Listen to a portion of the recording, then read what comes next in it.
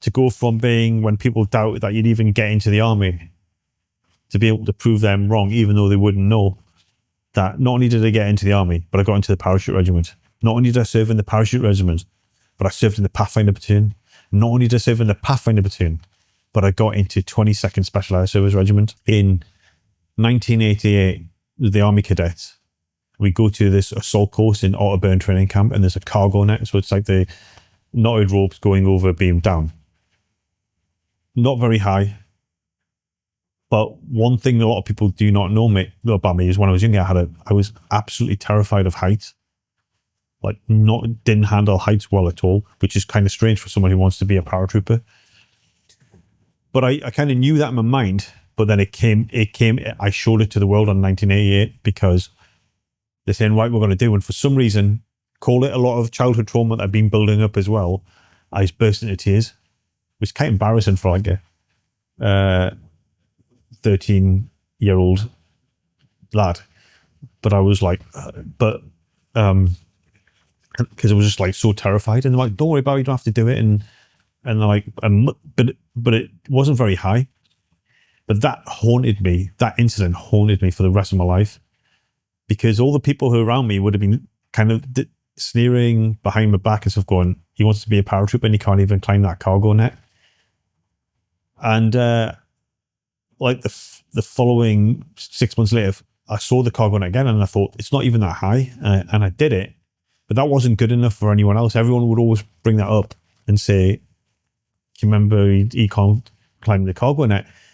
And then I made this, like the monster that I made in my mind was this, I don't know if I'll be able to get through what in parachute regiment training is called the trainasium, which is an aerial assault course. It's like sort of bars and ropes and jumps elevated. So I can't remember the heights now, 30, 50 feet plus. No safety nets. There are now, but back in the day there wasn't any. And I was, and it's super important course, because what it does is it shows the training staff that you can handle heights and react to orders instantly in a high stress environment. And that's key, because if you're stood at the door of an aircraft and the green light comes on and you get the signal to go, you've got to go. And if you're 3, 4, 5, you cannot hesitate. You've got to get out that door. So it's important that we find out who can handle that sort of pressure early on. And that's what this confidence course, it's called the Trainasium, is set up for. So in my mind, I was thinking, how the hell am I going to pass this Trainasium? How am I going to do it? And that's what even openly said to me, goes, you'll never pass it. You'll never be able to do the Trainasium. And I was thinking, I wasn't kind of like arguing. I said, I was extremely fit. So I'd be saying to people, I can get through P Company, which is like the main test to get into the parachute regiment. The only thing that's going to trip me up is the Trainasium. I kept on saying that. I was openly saying that, because as long as I can get through the Trainasium, I'll be all right. I think I can do it. And everyone's like, And then eventually when I joined the army, what I didn't realize, I thought you only did the Trainasium on P Company, but you do this Trainasium pretty much quite soon in the start of your parachute regiment training, or you used to. So it was only a few weeks into training that I had to face this monster. And they said, we're going to do the Trainasium tomorrow. And like I was like, this is it. This monster that has been lurking in my mind since 1988. Every time I talked about parachute regiment training, that was always stood there in the corner staring at me, kind of thing. This ogre, this monster that I'd created. And then it was time to face it. And then so we're in Purbright, so we got the bus to Browning Barracks in Aldershot, and then the Trainasium's there, and I look at it, and I'm just like, there's not one shred of me that was scared. Not one. I was just looking and went, is that it? And did it without any problems whatsoever. Not only did I do it, but I kind of enjoyed it. And that night, even at a young age, I was kind of like philosophizing about it, going like what I did is I just created this. I created something that didn't need to be created. something that actually kept me awake in some nights as a youngster, thinking, how am I going to get through this? And it was all made by me. Do you think it was down to the fact that you built it up or something? Or do you Yeah, think... I'd made it something it wasn't. Yeah. And it's like, do you know what? I'm going to try to fine line, but fear, that's what fear is a made up, is you make your own fear. You make it. Someone's scared of spiders. Oh, I'm terrified of spiders. But if you go and crush one with your fingers, you could if you had to. Just like if I'm scared to have a fight, but if someone's trying to hurt your children, that fear somehow with a lot of people will disappear. So fear to me is completely self-generated and can be defeated and can be beaten. Sometimes when it's because it's necessary and you have no option. But to think, if you can harness that, if you can rip that skill and say, well, you know, when someone's scared of heights, but the house is burning down, now they've got to climb out the bedroom window and climb down the drain pipe. All of a sudden, the fear of heights has disappeared out of necessity. So if people can learn how to tap into that and go, do you know what? I'm just got to do it. Don't want to do it, but I've got to. Let's go. A fantastic mentality as well. Then you go from para to elite pathfinder. Is that right? Is that so? Elite pathfinder, yeah. And then to... So the pathfinder platoon is the is like the elite reconnaissance force for the airborne brigade. I was there for a bit. Then at what point do you decide I want to do the special forces? Like whenever the film Never Ending Story came out, that's a focal point because I went to the cinema to watch Never Ending Story, and then that evening I watched the movie Who Dares Wins with Lewis Collins, and that's when I was like, I want to join the SAS. So whenever, so that's I think it's 1987. And what captured you? It's just the whole. At the end of the movie, there's like a big hostage rescue mission, and it's about an SAS guy who's a badass and goes undercover with these terrorists, and at the end there's a hostage rescue, and he's like the hero. And that, when I was looking at going, I want to do, and at that time as well, as it still is, the SAS always in the newspapers doing in it a lot then. So I was like, yeah, I want to join the SAS. And but a lot of people kind of, I said it to family and stuff, but again, lots of people would say they join the SAS.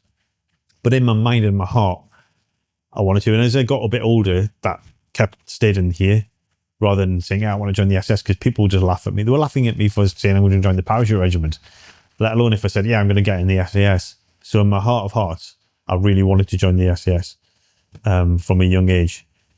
And that was always kind of my eye on the prize, if you like, all the time from being getting into the parachute regiment, huge milestone for me.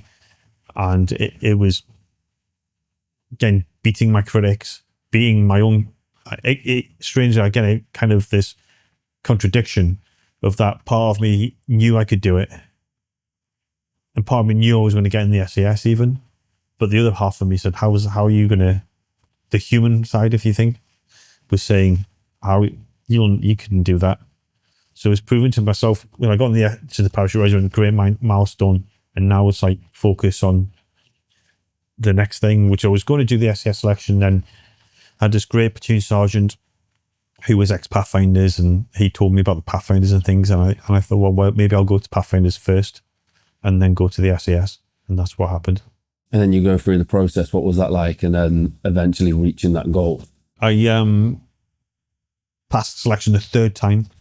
You're allowed to, I believe it's 2 times, but if you get injured or reasons out of your control, then you're allowed to come back. That's how it used to be. And so on the third time I passed selection. And even that was like a lucky escape, because after the first Gulf War in 2003, I'd saw action for the first time, and kind of lots of people were leaving the military to earn a lot of money on the security circuit, and I saw that opportunity, and I signed the paperwork to get out of the military. So I had like 10 to 12 months to get out. But in that time, I did a parachute exercise, And on that exercise, there was a guy from a friend of mine from the parachute regiment who was on my first selection, who passed, and he didn't know anyone. So me and him were hanging around together, and it was just, and he was saying, "What are you up to? Are you going to go back on selection?" I was like, "Nah, I'm going to get out and earn loads of money." And he's like, "Mate, you have to give it one more go. You have to give it another chance." And I was like, and he was telling me some of the things he was up to, and I was like, that does sound really good. And back then it was kind of easier to get on selection. Now there's lots of courses and things you have to do, but back then it was just before it changed, where you could pretty much put in for selection and go straight on it. And so I saw the commanding, or my officer commanding, and said, "Look, I'll sign back onto the military as long as you let me go on SAS selection on the first opportunity." And he was like, "Okay." But then he added a bit of pressure of saying, if you fail this time, you're not going to come back to Pathfinders. You're going to go back to the parachute regiment, which would have been because I'd been in Pathfinders a long time, so it wouldn't have been very nice for me. So I was like, okay, it's like SAS or bust, and went on selection and passed. And when I, even now when I passed, it was such a good feeling to get into the SAS. The SAS is a famous, for good reason. Everyone in the world pretty much knows what the SAS is, or most people do anyway. So to get into that unit, and there's not many serving members, it's such an honor. And I was kind of buzzing. And even when I think back, I'm like, sometimes I can't believe I got into the SAS. And then but then I'm in the SAS. And so it was to go from being, when people doubt that you'd even get into the army, to be able to prove them wrong, even though they wouldn't know, that not only did I get into the army, but I got into the parachute regiment. Not only did I serve in the parachute regiment, but I served in the Pathfinder platoon. Not only did I serve in the Pathfinder platoon, but I got into 22nd Specialised Service Regiment.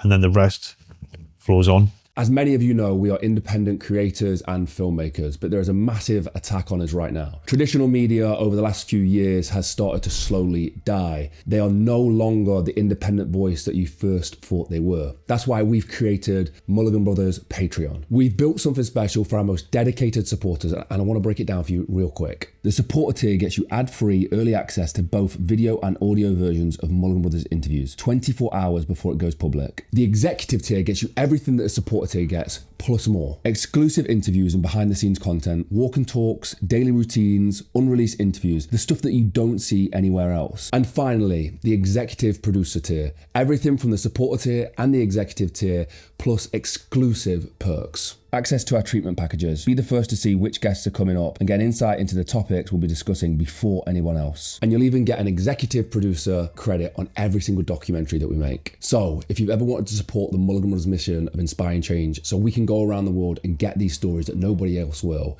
this is exactly how you do it. Go to patreon.com/Mulligan Brothers, or click the link in the description or scan the QR code on screen. Join the community and help us inspire change.